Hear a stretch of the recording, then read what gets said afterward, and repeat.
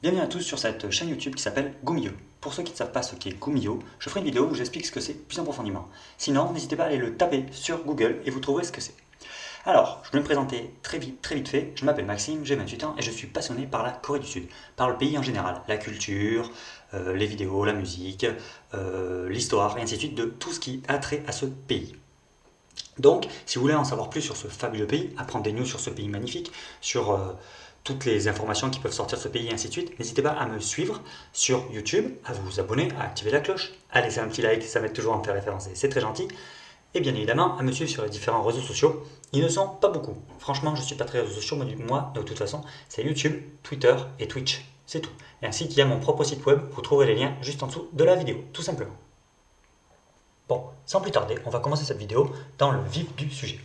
Bon, dans cette première vidéo, je ne vais pas parler bien évidemment de K-pop. Il y a assez de vidéos qui en parlent comme ça, et pour moi, ce n'est pas la première chose la plus importante de la culture coréenne, même si c'est énormément important, c'est ce qui a permis vraiment de les faire grossir ces dernières années. J'en parlerai dans une autre vidéo, ne vous inquiétez pas. De toute façon, si vous êtes intéressé par la Corée, je pense que la K-pop, vous devez savoir ce que c'est. Sachez aussi que je ne parlerai pas pour le moment des K-dramas. Dans cette première vidéo, je vais vous parler d'un sujet qui, selon moi, est le sujet qu'on devrait commencer par là quand on s'intéresse à un pays, la chose la primordiale quand on s'intéresse à un pays, qui est, pour moi, la langue. Comme vous avez vu dans le titre, la chose la plus importante pour comprendre un pays, c'est sa langue. Le coréen a une langue qui s'appelle le Hangul. Je vous montre à quoi ça ressemble là. Vous allez aussi avoir un son pour savoir quelle est la sonorité de cette langue. Écoutez. 바다포도를 먹어보려고 합니다. 이제 무언가 어떤 걸 먹을 때 뭔가 많이 먹으면 안 될 것 같아요. Alors, bien évidemment, dans cette première vidéo, on ne va pas s'attarder sur la sonorité de la langue. On ne va pas s'attarder non plus sur la prononciation, on va s'attarder sur l'écriture, comme ceci.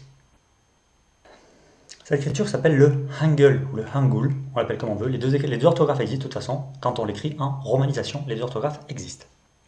Il faut savoir qu'elle est complètement différente de notre orthographe. Regardez à quoi ressemble l'orthographe.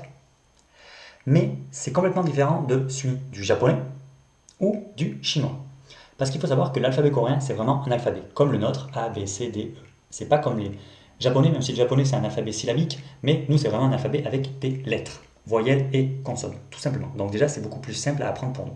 Et comparé par exemple à l'alphabet japonais, il y a des espaces. C'est pas tout attaché, c'est des mots espacés entre des mots, comme le nôtre alphabet de toute façon. Alors, sans plus tarder, nous allons commencer. Déjà, je vais vous présenter les 10 voyelles dites simples. Donc sans plus tarder, on commence la prononciation. O, yo, a, ya, ou, you, o, ya, e et i. C'est pas plus compliqué. Ensuite, il y a les voyelles dites doubles. Mais ne vous inquiétez pas, elles sont super simples. Dès que l'on connaît les voyelles simples, les voyelles doubles, elles coulent de source. Sans plus tarder, je commence. E, ye, ya, tout simplement.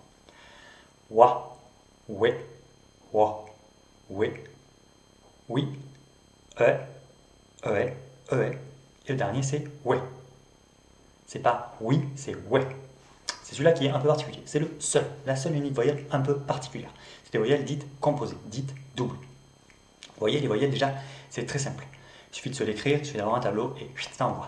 Ne vous inquiétez pas, en dessous de la vidéo, vous trouverez un lien vers un site web où il y a un petit tableau où ça récapitule tout.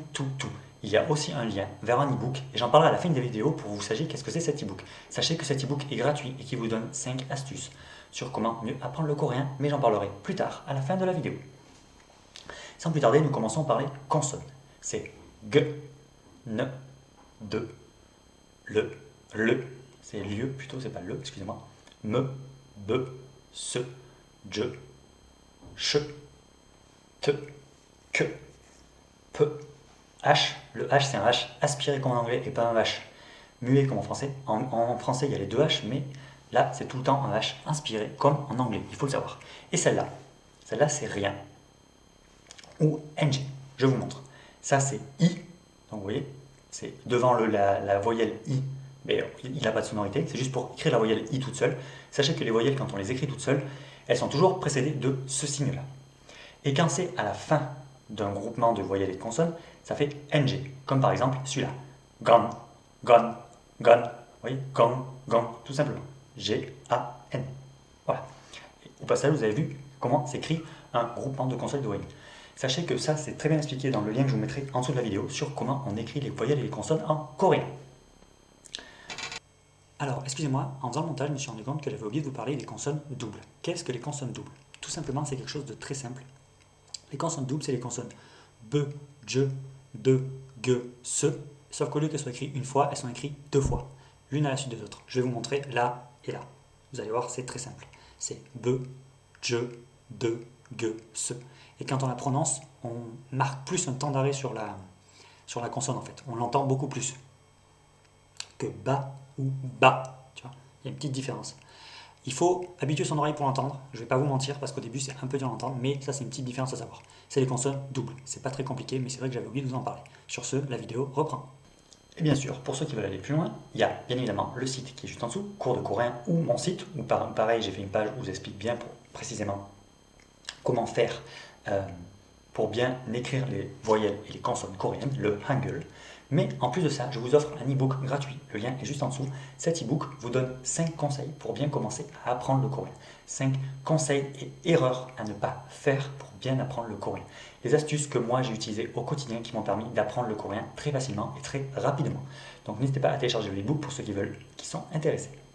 Voilà, j'espère que cette vidéo vous a plu. Comme je vous ai dit plus tôt, n'hésitez pas à vous abonner et à activer la cloche. Un petit like, bien évidemment, ça fait toujours plaisir. Suivez-moi sur Twitch et Twitter. En plus de YouTube, il n'y a que. C'est pas très compliqué au moins. Et dans la prochaine vidéo, on parlera de la culture coréenne. Et je vous apprendrai pourquoi ce pays s'appelle le pays du matin calme. Vous le saurez dans la prochaine vidéo.